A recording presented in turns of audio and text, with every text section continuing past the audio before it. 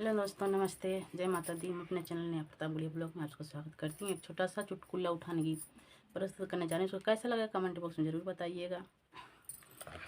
कामरे उठी दर्द राजा खाना बनाऊ त्या, कामरे उठी दर्द राजा खाना बनाऊ त्या। सास के खियाऊ त्या, ससुर के खियाऊ त्या, सास के खियाऊ त्या, ससुर के खियाऊ त्या।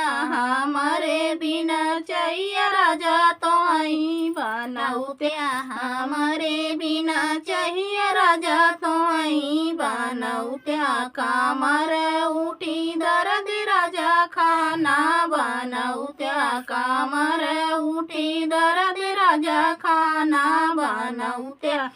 जेठ के खियाऊ त्या, जेठानी के खियाऊ त्या, जेठ के खियाऊ त्या, जेठानी के खियाऊ त्या।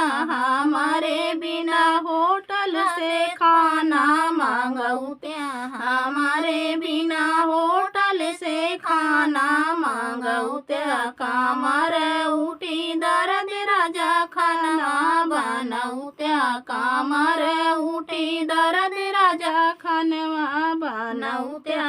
देवर के खियाऊ त्या, देवरानी के खियाऊ त्या, देवर के खियाऊ त्या, देवरानी के खियाऊ त्या। हमारे बिना छेन राजा तो आई लयऊ त्या, हमारे बिना छेन राजा तो आई लयऊ त्या। कामर उठी दर्द राजा खानवा बनाऊ त्या, कामर उठी दर्द राजा खानवा बनाऊ त्या।